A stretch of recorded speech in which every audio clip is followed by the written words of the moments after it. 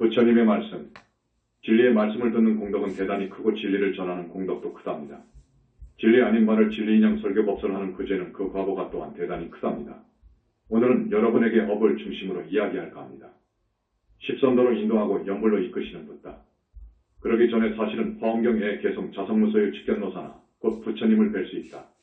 라고 하는 제목으로 하다가 마무리를 다 못 짓고 또 새로운 주제를 가지고 법문을 하고 지금 그러고 있습니다. 그러나 스님은 한 달에 2번 계속 법문을 하기 때문에 그걸 다 기억하고 있다가 보충해서 말씀드릴 겁니다. 아마 생각건대 보니까 8정도 도 다 못 끝냈고 6바라밀도 못 끝냈습니다. 그런데 오늘은 또 업에 대해서 십선도를 중심으로 해서 말씀을 드린다고 하는데 사실은 다 통해 있습니다. 그렇기 때문에 이번에는 내가 업하고 죄에 대해서 이야기를 해야 되겠다고 생각합니다. 이게 기본입니다. 십선도의 가르침, 특히 우리 지장보살님 앞으로 한 500년 후에 출세하실 미륵부처님, 과거 칠불 등 모든 붓다님들이 중생을 상대해서 십선도로부터 인도합니다. 이끕니다. 그리고 연불로 해서 끌거든요. 팔정도 칙명연불이 정법이고 우리 현지사의 수행법이지만 보완해서 십선도를 행하고 또 육바라밀을 행하고 보현식대 행운을 실천하면서 칙명연불을 해 들어가는 거예요. 이게 정법입니다. 항마의 과정을 밟아야 불과를 이룬다. 자성무소유 직견노사나 부분에 대하여 할 말이 많지만 조금 더 보충해서 설명을 하고 싶었습니다. 모든 법에 자성을 곧 법성이라고 그래요. 공성이라고도 합니다. 허공과 같이 텅 비어 있음을 보는 경지에 이르렀다고 해도 일체 착이 뚝 떨어졌다고 해도 부처님의 진면목을 보기에는 아직 무리입니다. 이걸 말씀드립니다. 좀 어려운 말입니다. 이건 중요한 이야기입니다. 무아의 실천, 그래서 선정삼매를 공부해가고 보살도를 무수겁 수행을 해서 붓다가 될 인연이 성숙했을 때 그 경지에서도 공저편에 부처님을 볼 수 없습니다. 반드시 항마의 과정을 밟아야 됩니다. 그 말은 무슨 말이냐? 마장을 이겨내는 항마, 붓다가 되려면 붓다가 될 사람에게는 몇 생 전부터 불과를 징하지 못하도록 저 마왕파순이가 노리고 있거든요. 그래서 어려서부터 마왕파순급의 무서운 마가 반드시 빙의하게 되어 있습니다. 아라한이나 보살은 웬만한 그 천마 용신들이 빙의하게 되지요. 불과를 징할 사람에게는 정말로 무서운 그 천마의 수장급되는 파순 내지 파순의 오른팔격이 방해하기 위해서 반드시 빙의합니다. 그걸 이겨야 됩니다. 그러나 자력으로 최초 불과를 이룬 분은 우리 부처님뿐입니다. 자력으로 불과를 이룬 분, 자력으로 불과를 이루어 불신을 얻어서 삼신을 부족하신 분은 우리 부처님이 최초이십니다. 그래서 부처님 이후로 불과를 징한 분들은 부처님의 절대하신 가피 위신력가 아니면 안 되게 되어 있습니다. 여담이지만 우리 광명불림, 여러분 태사부님 그리고 내 자제통왕불림과 불과를 징할 당시 정말로 무서운 결투가 벌어졌거든요. 우리 광명불은 우리 부처님께서 마왕 파순과 친히 결투하셨고 나는 우리 문수아버지께서 목숨을 걸고 싸운 거예요. 그런 과정이 있었습니다. 이것은 내가 언젠가 말을 했습니까? 깊이 말을 못하겠습니다. 그래서 이 마장을 이겨내는 이런 과정을 밟아야 됩니다. 붓다는 대우주 해죠. 그 다음에 부처 붓다라고 하면 대우주 자체입니다. 대우주주입니다. 그렇기 때문에 현상계 우주, 우주를 낸 본체공, 그 본체를 내 것으로 해야 됩니다. 즉 본체는 말하자면 빛이거든요. 자성광이라고도 하고 원초의 광명 빛이라고도 하고 정광명이라고도 합니다. 이 빛을 먹어버려야 흡수해버려야 돼요. 그러려면 우리 현지사에서 잘 이야기하는 무량광명이라고 하는 그 빛을 얻어야 돼요. 그것으로 해서 우주본체인 빛을 흡수할 수 있습니다. 순식간에 흡수할 수 있습니다. 그렇게 함으로써 이 우주의 주도 되고 대우주 자체가 되는 거예요. 붓다가 되기 위한 조건 그래서 붓다가 되려면 우주본체를 나의 소유로 할 수 있는 무량광이라고 하는 빛을 얻어야 되고 그것으로 몸이 이루어져야 됩니다. 그 다음에 다겁생으로 내려오면서 지은 업업장이라고 하지요. 다겁생으로 내려오면서 지은 크고 작은 그 업업장이 완벽히 소멸되어야 됩니다. 탐진치의 뿌리가 완전히 뽑혀져 버려야 되고 다겁생으로 내려오면서 쌓인 못된 악하고 탁한 습과 기가 다 빠져버려야 됩니다. 은혜와 빚을 다 갚아야 되는 거예요. 그런다고 해서 부처가 아닙니다. 그런다고 해서 부처가 아니더라고요. 이제 거기서 부처님을 만나 뵙고 말씀을 들어야 돼요. 볼 수 있어야 되고 부처님 말씀을 들어야 돼요. 자성무소유 경계에 일체착 이뚝 떨어졌다고 해서 부처님을 뵙고 부처님 말씀을 듣고 할 수가 없어요. 그것 가지고 안 돼요. 그래서 부처님의 진면목을 보고 그 부처님의 말씀을 들을 수 있어야 되고 부처님의 진부리신 청정법신 비로전화부를 볼 수 있어야 돼요. 그러려면 이 몸속의 주인공인 내 사계의 영체가 무량광 빛덩어리가 되어야 됩니다. 그리고 저기 성적광색의 부처님 나라에 내 부처가 태어나게 돼요. 기막힌 이야기입니다. 이게 불신이어요. 이 불신이 자라게 됩니다. 자란다고요? 성장한다고요? 그건 완전히 불양광 빛으로 되어 있어요. 그 세계는 대접정산매의 세계예요. 거기서 내가 자라요.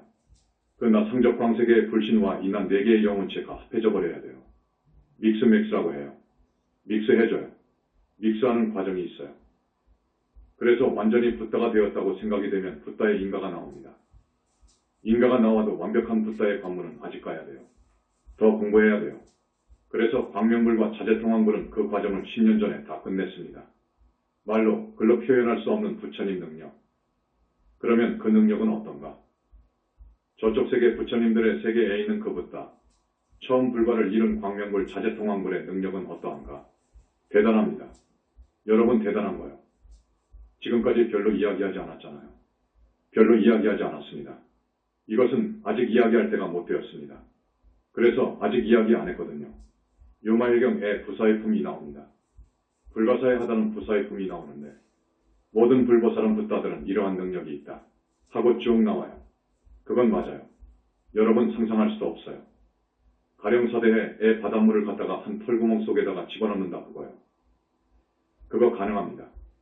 삼천대천 세계를 한 손 안에 움켜쥐고 던져버리기를 세계 세상 저쪽 끝까지도 던져버릴 수 있다. 이건 상상할 수가 없죠. 붓다는 일체처 일체시에 있어요. 이거 정말 여러분 우리 불교대학 학생들과 정토반 학생들이나 이해할까? 붓다, 은 일체처 일체시에 계시는 거예요. 그 말은 아니 계신 곳이 없다는 말입니다. 공간적으로 시간적으로도 그렇고요. 자기의 진불인 청정법 신불이 다 있기 때문에 시공으로 아니 계신 곳이 없어요. 그래서 어느 국토에서라도 자기를 필요로 해서 간절히 부르는 중생이 있으면 100억 광년 아니라 900억 광년 저쪽에서 중생이 부른다고 해도 순간에 가는 거예요. 너무 자비하기 때문에 화신으로 놔두어 가는 거예요. 붓다는 지혜와 자비가 완벽하게 갖춰져 있습니다.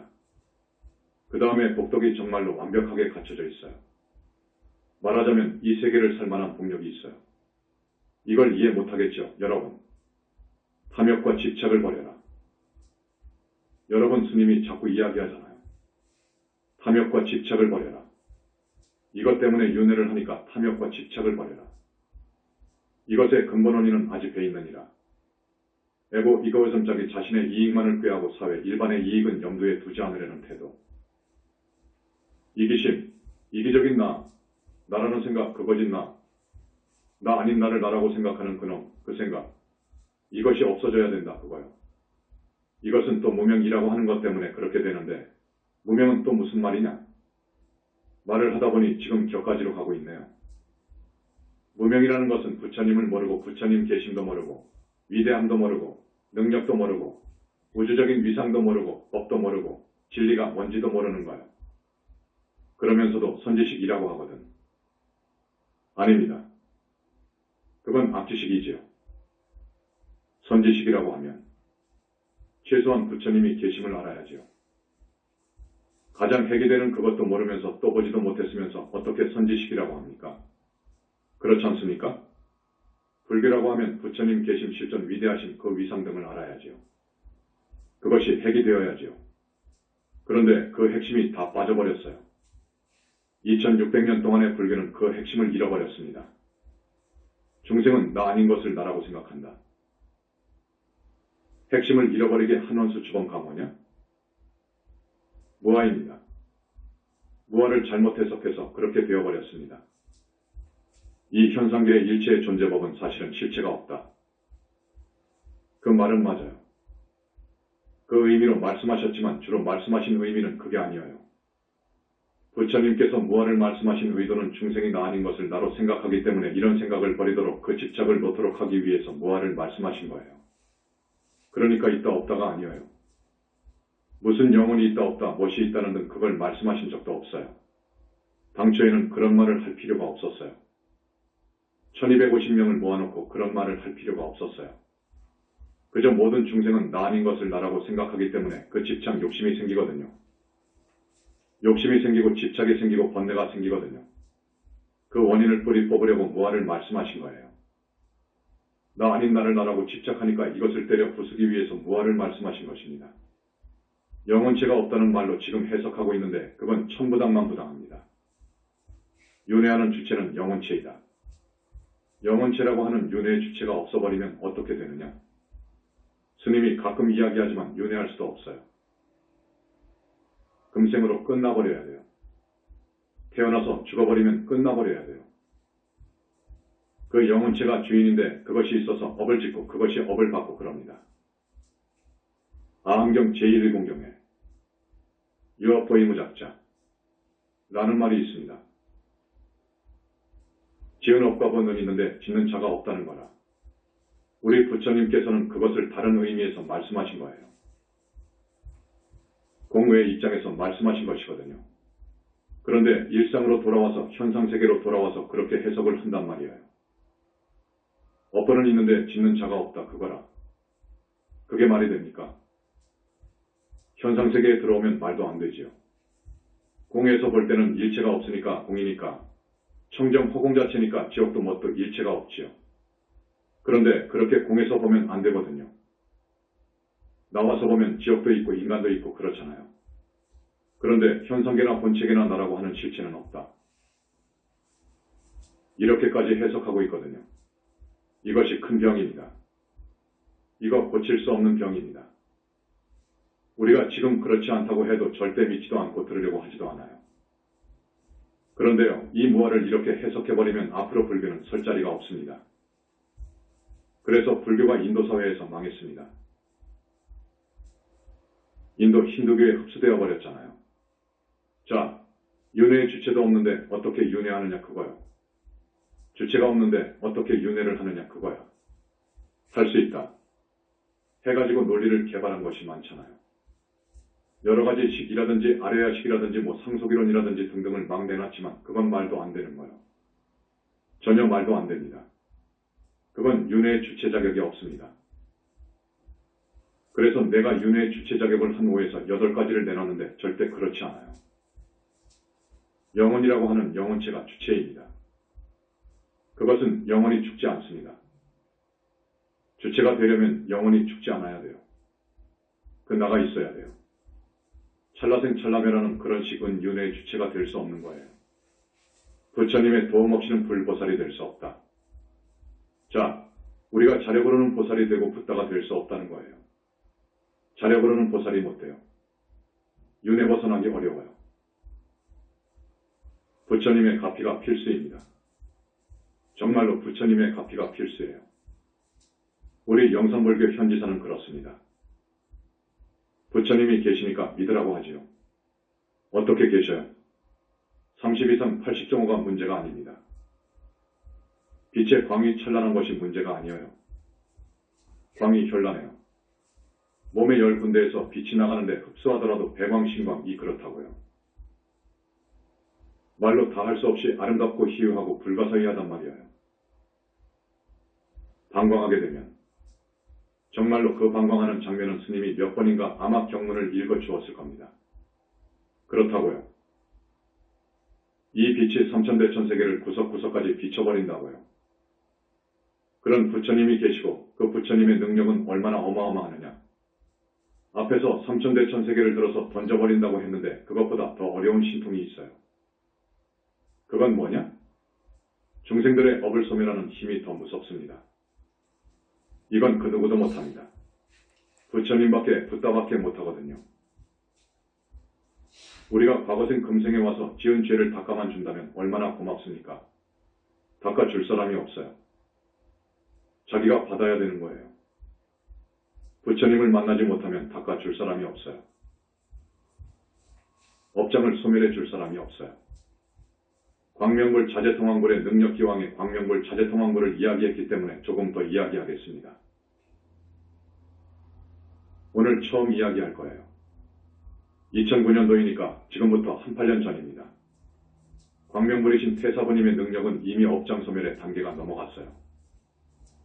모든 붓다님들이 중생의 중지옥 정도의 업장은 소멸하지요. 모든 붓다님들과 똑같은 정도의 반열에 올라가셨지요. 자제통왕불은 2009년 출가한 어느 우리 스님 두 분의 업장을 벗겨주는 것을 여러분한테 조금 소개해드리자면 이 자제통왕불은 보품이 칼이고 법륜지팡이입니다. 문수보살님이 칼이니까 충정법신 비로자나 부처님으로부터 칼을 받았거든요. 그 칼을 그 스님의 정수리 위에 딱 올려놓고 금단을 먹였습니다. 부처님마다 금단이라는 것이 있어요. 이것도 불가사의한 이야기예요. 이 약이 듣지 않는 곳이 없어요.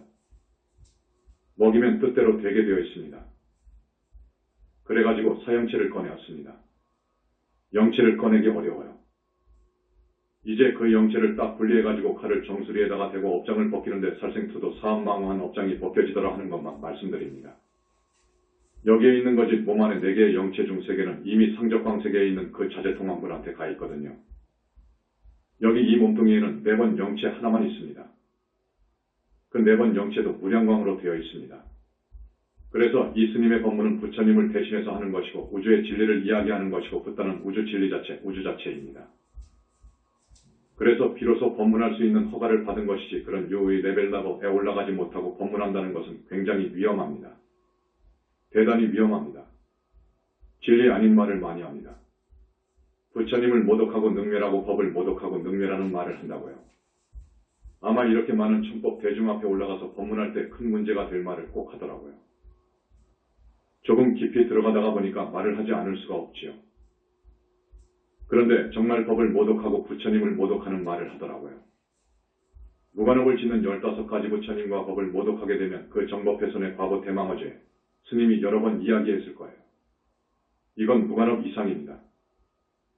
무관업이 있어요. 그걸 소승에서는 5가지를 이야기하고 대승에서는 그와 다른 5가지를 이야기하는데 우리 현지사에서는 15가지를 내가 쭉 생각해서 적어놓은 것이 있습니다. 우리는 무관업을 지으면 안 돼요. 업이라는 것은 몸뚱이로 입으로 뜻 생각으로 짓는 행위를 말합니다. 이 몸뚱이로 입으로 뜻으로 착한 업을 지어야 돼요. 악행 죄가 될 일을 하면 안 돼요. 무간지옥에 갈 그런 업이 내가 헤아려 보니까 15가지 정도 되더라고요. 소승에서는 5가지를 이야기합니다. 오역제, 불효오역제를 말하고 대승에서는 조금 다르더라고요. 어떻게 다르냐? 인과를 불신하면서 시박을 짓는 죄, 불법 불교의 정각 불상탱화를 불사르고 파괴하고 부처님의 목을 자르는 죄, 여러분 마음속에 잘 새겨야 될 겁니다. 청정비구 비구니를 더럽힌 죄. 그러면 무슨 죄인지 알겠죠? 이건 무관업이 옳시다. 여러분의 마음속에 잘 새겨두어야 될 겁니다. 우리 남자 신도분들은 우리 비구니를, 또 여자 신도분들은 우리 비구승에 대해서 음식물 갖고 유혹을 하면 큰일 납니다. 그것도 맞아요. 등등 여러분들에게 꼭 읽어줘야 되겠다 싶어서 써왔는데 화합승을 파하는 죄. 정법의 화합승. 우리 영산불교 같은 교단을 망하도록 그냥 날마다 그렇게 속으로 미워하고 또 저주하고 한 사람들이 있어요. 망하도록 행동으로 옮기고 하는 죄는 무관업이 옳시다. 무간지옥에 떨어질 업이거든요. 살도 음망 사중공개 사중죄를 상품으로 지었다든지 범했다든지 중문사바라이죄를 하나라도 범했다든지 하면 무간지옥입니다. 아라한 보살성자를 죽이는 죄의 경전을 능멸한 죄. 이거 아주 무서워요. 이것도 무관업입니다. 상주물을 사리사욕에 이용한 죄. 상주물, 우리 신도분들이 갖다 준 정제. 이것을 주지들이 함부로 사리사욕에 썼다면 무관옥입니다. 지옥에서 영원히 못 나오게 되어 있어요. 청정한 절 안에서 음욕을 자행했거나 살인 등과 같은 큰 죄를 지은 죄. 이거 대단히 무섭습니다. 부처님의 모든 가르침을 비방한 죄, 부모를 죽인 죄. 부처님 몸에서 피를 흘리게 한 죄 죽이려고 하다가 실패해서 피를 흘리게 하는 등 불과이룬 성자도 그 대상이 됩니다. 이런 것 등등이 무관업이 옳시다. 이런 죄는 우리가 짓지 않아야 됩니다. 정말 이런 죄는 죽어도 짓지 않아야 됩니다. 그런데 과거생에 이 15가지 항 중에 해당되는 죄를 지은 사람도 있을 거예요. 그러면 그 사람은 반드시 무간지옥에 있다가 온 거예요. 그래서 불구로 오기도 하고 삼중고 사중고로 오기도 하고 뱅해병신으로 오기도 하거든요. 살다가 죽으면 대부분이 또 그 무관으로 갑니다. 부처님만이 무관업, 극무관업을 소멸하신다. 그래서 이런 큰 죄를 소멸받으려면 참여할 수 있는 곳은 현지사밖에 없거든요. 현지사밖에 없어요. 부처님 교단에 귀의해야 되고요. 그런 사람은 부처님께 진실로 귀에 비명해야 돼요. 우리 모든 신도분들, 윤회에서 벗어나야 할 사람들, 구원의 대상 여러분들도 마찬가지입니다. 그 다음에 과거생에 자기가 지은 죄, 무슨 죄를 지었는지 몰라도 그저탐 진치 삼독 때문에 우리가 입으로 몸뚱이로 죄를 많이 지었어요. 그래서 참회하고 염불하고 부처님께 공양드리고 부처님 교단에 성근공덕을 쌓아야 됩니다. 그러면 그 무관업을 부처님께서 소멸해 줄 수가 있어요. 다른 부따님들은 못해요. 오직 부처님만이 무관업과 극무관업을 소멸시켜 줄 수 있어요. 그러니까 부처님 마음을 움직이려면 새 사람이 되어야 돼요. 새 사람으로 태어나야 돼요. 저 사람은 정말 180로 착한 사람이 되어버렸네. 저 사람이 어떤 사람이냐? 라고 하면 모든 사람들이 그렇게 평가가 나오도록 그런 사람이 되어서 부처님 교단에 와서 귀의하고 부처님께 공양도 많이 올리십시오. 우리는 청정법신 비로자나 부처님께 공양 올리는 기간도 있어요. 그런 부처님 공양이 있다고 하면 정말로 올려야 됩니다. 그리고 큰 성근공덕을 쌓으면 부처님께서 그 사람이 무간지옥에 갈 그 업이 아직도 남아있다면 그것을 무량광이라고 하는 어마어마한 초천문학적인 그 고도의 연로 빛으로 그 업장을 산산히 부수어서 화광산매에 넣어 제가 되게 해줍니다. 그런데 그런 무간지옥이나 극무간지옥에 갈 사람은 그 사람의 영체 위에 철판이 씌어 있습니다. 철판이 한 겹, 두 겹, 세 겹, 네 겹 씌어 있어요. 그 철판은 강철도 아니고 이것은 영적인 철판이기 때문에 부처님의 무량광 아니면 절대로 안 됩니다. 그런데 무량광으로 그렇게 4등분, 8등분 해가지고 녹여버린다고요. 그 죄는 또 화광산매에 넣어버리더라고요. 이렇게 되면 됩니다. 그런데 이런 축복을 받으려면 우리 부따교단, 우리 부처님께 그렇게 몸과 마음을 다 바칠 수 있어야 됩니다. 그런 성근공덕을 지어야 돼요. 우리는 과거생에 무식업 이래로 살아왔거든요. 그런 죄를 짓지 않았다고 할 수 없어요. 그렇기 때문에 여러분 우리 현지사 만났을 때 자기가 과거생에 지은 크고 작은 업들 모두 벗고 싶고 소멸받고 가시라고요. 그런데 사람이 죽어서 지옥으로도 가고 짐승이 된다는 것은 불발을 이루지 못하면 모릅니다. 불발을 이룬 분이라야 합니다. 그 지옥을 보고 극락을 보고 중생이 윤회하는 것을 보고 그 원인을 알고 하는 것이지 그렇지 못한 사람들은 모릅니다.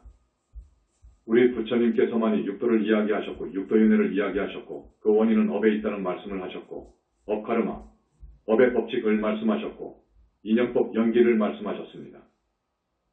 또 지금 여기 빛의 인격적인 불신으로 와 계신 우리 보신부처님의 가르침이 옳시다. 나 없는 삶을 살아라 나 있는 나, 그러니까 에고 이거지요. 이기심 아집 나 있는 삶을 살면 그 말 이해하십시오. 여러분 나가 있으면 안 됩니다. 소와 이기적인 나, 내 마음속에 그놈이 들어앉아 있으면 안 됩니다. 그건 거짓 나거든요. 그것에서 온갖 업을 짓습니다. 그것에서 탐진이 나오고 번뇌가 나오고 해서 우리가 업을 짓게 되거든요. 또 한편으로 착하게 살아요. 그것이 있어가지고 또 착하게도 살아요. 그놈이 또 이성적이고 사람이 되어놓으면 착하게도 살아요. 어쨌든 나 있는 그 나로 살면 육도에 윤회하게 돼요. 천상도 가고 지옥도 가요. 그런데 벗어나려면 어찌 해야 되느냐? 윤회에서 벗어나고 아라한이 되고 더 나아가서 삼계 탈출하려면 어떻게 해야 되느냐? 나가 없어야 돼요. 거짓 나가 없어야 돼요. 유식에서는 말라식이라고 하지요. 그것이 없어야 돼요. 그렇게 사는 것이 해탈열반에 갈 수 있는, 윤회를 벗어나고 정토에 갈 수 있는 업입니다. 업 아닌 업이 옳시다. 그거 아십시오. 일본학자의 잘못된 법화경 해석 그 다음에 요즘 일본학자가 쓴 법화경을 보니까 참. 이 세상이 이렇게도 엉망이 되어버렸는데 이거 어쩌나 하는 생각을 했습니다. 그 사람의 책을 읽고 다시 한번 우리 현지사 영산불교의 위대함을 스스로 느끼고 고맙게 생각했습니다. 그 사람은 부처를 믿지도 않고 부처가 있는 것을 웃기네 하는 그런 사람이고 윤회도 믿지 않고 인과도 믿지 않는 사람이었습니다. 그러면 법화경을 어떻게 해석했나? 하고 살펴보았습니다. 여러분 법화경 종지용 질품 애땅에서 솟아나온 보살님들이 있잖아요. 법화경을 보면 도나보살들이 땅에서 솟아나오잖아요. 이 보살을 어떻게 해석했느냐? 땅에서 솟아나온 보살을 어떻게 해석했느냐? 이 세상, 그러니까 각박하고 고통과 번민이 많은 이 세상을 살다가 수행을 쌓고 해가지고 그것을 뚫고 높은 깨달음을 얻었다는 겁니다. 땅에서 솟아나온 보살을 이렇게 상적으로 해석하더라고요. 뭐 보살을 인정하지도 않아. 다보부처님은 또 어떻게 해석했나? 법화경을 보면 그 탑 안에 다보부처님이 선정에 들고 그러시잖아요. 그 다보 부처님, 우리 부처님 교단 현지사로 다보 부처님께서 매일 아침마다 공양을 받으러 오십니다. 그런데 그 다보 부처님을 뭐라고 해석하느냐? 석가모니 부처님께서 깨우친 절대 진리라는 거예요. 그러니까 이렇게 상징적으로 해석해 놓았습니다. 그러면 탑이 칠보탑이 또 땅에서 이렇게 솟아나오잖아요. 그건 또 어떻게 해석했느냐? 불성, 우리가 지니고 있는 불성으로 해석해가지고 불성을 발견했다는 걸로 해석했더라고요. 전부 이런 식이에요. 그래서 그분은 법화경이나 화엄경은 전부 상징적인 이야기이고 그 다음에 암경이나 방등경에서 지옥이 있고 천상이 있고 이렇게 이야기한 것은 방편설이라는 것이에요. 사람이 착하게 살도록 방편으로 쓴 말이지 뭔 놈의 지옥이 있고 천상이 있고 사람이 죽어서 극락을 가고 귀신이 되고 짐승이 되느냐 그거요. 자, 이게 불교라면 이거 어떻게 됩니까? 부처님은 계신다. 내가 20년 동안 우리 부처님을 만나 뵙고 생활하고 해서 정말로 자신 있게 말씀드릴 수 있는 것은 부처님이 계신다는 것이거든요. 인과 인과법, 인연법은 분명하고 윤회 있습니다 합니다. 지옥 악이 축생이 있습니다. 극락도 있습니다. 이건 분명합니다. 천도제를 수 100번 했잖아요. 지옥에서 잡아오거든요. 묶여온단 말이에요. 그 지옥이 지금 없다고 하는데 지금 절에서는 중들이 지옥 없다고 하거든요. 스님들끼리 있으면 원놈의 지옥이 있느냐 그거지. 그리고 무슨 영혼이 있느냐 그거요. 영혼이 없다는 거요. 조계종에서 몇 년 전에 공식 입장을 내놓은 것이 있죠. 금강경 을 해석하면서 영혼을 부정 부인했습니다. 금강경 을 해석하면서 영혼을 부정하고 부처님을 부정해버리면 그건 해석 못해요. 학자들이 모두 이런 식어요. 지금 불교가 이렇다 그 말이에요. 정말로 우리 현지사 신도분들 진짜 파사연정, 사악한 것을 버리고 정도를 드러내 해야 돼요. 파사연정하는 기수가 되어야 돼요. 여러분. 그래야 됩니다. 지금 불교는 죽었거든요. 그래서 죽었다는 말을 내가 써요. 외소화된 불교라고 더 좋게 말한 것이고 왜곡되었다는 말도 점잖은 표현이지요. 사실 불교가 죽어버렸어요. 그래서 지금 교세로 봐도 기독교가 1위이고 이슬람교가 2위예요. 세계 인구로 봤을 때 신도수가 10억, 20억 그래요. 불교는 한 3억 정도 돼요. 그런데 3억 정도라는데 보니까 이렇게 해석하는 사람들이 거의 다라고요. 부처님이나 영혼 등이 있다고 하는 사람도 있어요. 과거에 무착이나 세친과 같이 삼신설을 정립한 사람들은 있다고도 해석해요. 그렇지만 그 사람들도 진짜 불신을 몰랐어요. 극락도 몰랐고 부처님의 그 위상도 몰랐고 실존도 몰랐어요. 부처님의 실존도 모르고 그 유가 유식에서 볼 때 그것은 80개념, 제구식 등으로 음사되며 무구식으로 의역된다. 정식 안마라식의 화연으로 보이지요. 또 용수적인 공중관 쪽에서는 공공성의 화연으로 봐버리지요. 지금 이런 것으로 본다고요. 그러지 무량광으로 이루어진 인격적 불신 이것은 우리 현지사에서 2600년 만에 진짜 처음으로 이야기한 것이라고요. 시바겁은 멀리 십선도는 가까이. 십선도를 이야기하려는데 죄송하게도 지금 50여 분이 흘러가 버렸습니다. 이 십선도는 꼭 알아야 됩니다. 우리가 업을 지으면 안 된다고 했잖아요. 죄를 지으면 안 된다 그 말이에요. 업이라는 것은 악업죄업을 이야기하는데 업이 몇 가지냐? 크게 묶으면 10가지로 묶습니다. 그런데 아주 중요한 것이 있어요. 옥에 넣은 몸뚱이를 짓는 무서운 업만 이야기했지 그 의업은 이야기하지 않았어요.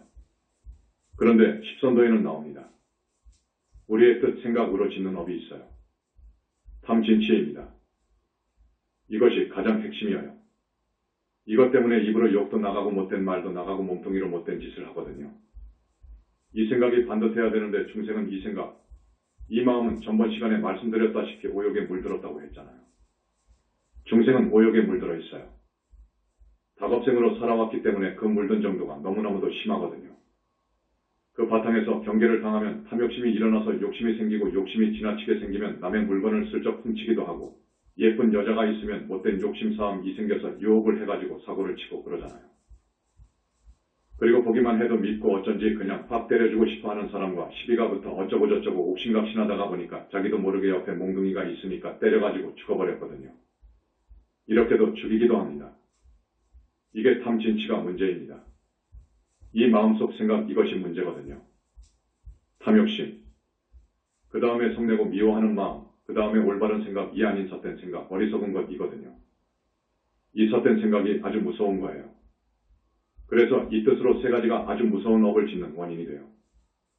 이것 때문에 몸뚱이로 산목숨을 때려 죽이고 남의 것을 훔치고 강도질하고 횡령하고 사기하고 여자를 가늠하고 또 부인 있는 남자를 유혹하고 그래서 선을 넘고 그 다음에 입으로 온갖 거짓말을 다 하고 몸으로 셋, 살도 음이라고 해요. 몸으로 세 가지 업을 짓고 입으로 네 가지, 아주 자세히 말하자면 네 가지예요. 거짓말, 기어라고 하면 쓸데없는 말, 음담패설 따위, 조금도 쓸데없는 말. 나 젊었을 때 버스를 타고 서울 어디를 아마 1시간을 가는데 그 여학생들이 몇몇 올라와서 처음부터 끝까지 누구 흉만 보더라고. 다른 사람들 흉만 보고 친구 흉만 보고 끝나버려요. 우리가 말을 아껴야 됩니다. 꼭 필요할 때 해야 되는 거예요. 말을 아껴야 돼요. 쓸데없는 말을 못하러 해요. 남자들 모이는 데 보세요. 우리 스님들도 마찬가지입니다. 선방에서 딱 돌아서면 여자 이야기입니다. 음담패설이요. 이러면 안 되거든요. 부처님께서 이걸 경계한 거예요. 그 다음에 또 무엇이 있습니까? 악구가 있지. 험담, 악담하는 것 속에서 미워하는 생각에서 나온 욕은 듣기도 아주 민망하다고요. 자기 아들에게도 심한 욕을 한다고요. 배우지 못한 시골 사람, 특히 여자들을 보면 요놈 자식 그냥 확 죽어버려라. 뭐 어떻게 죽어버리라고 악담을 하잖요. 이 말이 시가 되는 거예요. 그렇게 죽습니다. 그 다음에 양설이 있죠. 여기 가서는 이 사람 비위를 맞추고 저기 가서는 저 사람 비위를 맞추는데 여기 가서는 그 사람이 어떻게 말도 하지 않은 말을 넣어가지고 그 사람을 믿게 해놓고 또 저기 가서는 또 이 사람 나쁘다 하고 이 사람이 없는 허물도 갖다가 이야기하고 해서 두 사람 사이를 성글게 하는 거예요. 이간질이라고 해요. 이것은 정말 안 돼요. 입으로 짓는 것이 아주 무섭습니다. 더더구나 대망어제는 말할 것도 없고요. 그런데 소승율장에서 보면 견성을 못해놓고 깨닫지 못한 사람이 스님이 신도들의 이양을 받기 위해서 깨친 채 한 것을 대망어제라고 하지요. 그런데 우리 보신부처님 말씀을 들어보니까 그것보다도 백천만 배 무서운 죄가 있다. 그것이 구업으로 짓는 대망어제. 부처님을 모독하고 능멸하고 법, 인과법, 우리 불법의 진리를 모독하고 능멸하는 죄. 이건 더 무섭다는 거예요. 그런데 몸으로도 계율을 파하고 부처님을 능멸하고 법을 능멸하는 사람이 있다. 그거요. 그건 극무관 지옥에서 영원히 못 나온다. 그거라. 그래서 우리는 이 10가지 악업을 지어서는 안 됩니다. 시박이라고 해요. 그 하나하나의 정도의 지나친 업을 지었으면 그것 때문에 반드시 지옥을 가게 되어 있어요. 반드시 지옥에 갑니다. 그래서 지옥을 가는 이유는 10가지 악업 때문에 지옥을 가요. 그러니까 10가지 악업을 짓지 말고 반대로 십선도, 십선업도 우로착하게 살아라는 겁니다. 우리가 그렇게 살아야 됩니다. 아셨죠? 이게 불법이어요. 불교입니다. 정견으로 바로 가라. 그 다음에 정견에 대해서 말씀드리겠는데 앞에서 삿된 소견, 탐진치, 시박에서 사견을 말했죠. 또 십선도에서는 정견이라고 합니다. 본래 의미는 이렇습니다. 중생은 이 몸뚱이가 영원한 것으로 보거든요. 그러나 이 몸뚱이는 참된 것도 아니고 영원한 것도 아니라고 봐야 돼요. 잘 본 거예요. 정견이라고 해요. 그 다음에 이 몸뚱이는 사실 객관에서 볼 때 부정물을 오물을 싸고 있는 푸대입니다. 그 푸대에 지나지 않거든요. 오물, 똥오줌을 싸고 있는 푸대에 지나지 않는다는 것도 정확해요. 이 몸뚱이는 모든 죄악을 짓는 근본이어요. 여러분 그렇지요? 이 몸뚱이가 나라고 생각하거든요. 그래서 온갖 죄를 짓는다니까요. 그래서 온갖 죄를 짓는 근본으로 보는 거예요. 그래서 부정한 것으로 보고 모든 죄악을 짓는 근본으로 봅니다. 그 다음에 자식이라든지 사랑하는 부이라든지 애인이라든지 재물이라든지 이것은 영원하지 않다 그거라. 영원하지 않는 것이요. 이 즐거운 감정은 영원하지 않아.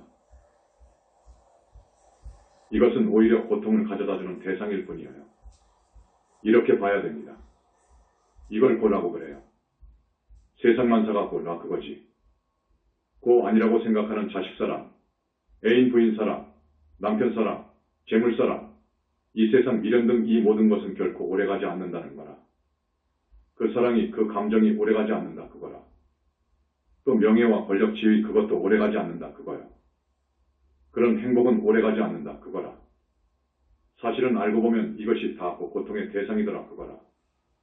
그 다음에 우리의 마음이나 일이라든지 세상 모든 것들이 다 항상 무상하고 변화하더라. 전부가 무상하더라. 여러분 언제 내가 이렇게 80살 되었나? 언제 내가 70살 먹어버렸지? 이러잖아요. 이렇게 무상해요. 그렇게 봐야 정견이어요. 그 다음에 천지만물, 모습을 드러낸 모든 것은 그 안에 고정 불변하는 실체가 없어서 무아인 것이며 결국 공으로 돌아가 버리더라. 이렇게 보는 것이 정견인 거예요. 그래서 팔정도 정견에서는 조금 더 고급스럽게 이야기하지요. 거룩한 4가지 진리인 사성제를 통찰하는 바탕에서의 인생관 세계관. 이걸 정견이라고 합니다. 자, 그러니까 우리는 삿된 견해, 삿된 생각을 알아야 됩니다. 쉽게 말하자면 뭐 저 세상이 있어? 부처가 뭐 있어? 잘 사는 사람을 보면 사실은 악한 놈이 더 많더라 하는 믿음. 착한 사람이 더 못 살더라 하는 믿음입니다. 윤회생사가 진리이고 그리고 우리의 운명은 앞으로 미래에 내가 행복하게 살려면 내가 업을 어떻게 짓느냐, 어떻게 사느냐에 달려있거든요. 업이 결정한단 말이에요. 그것은 업이 지어요.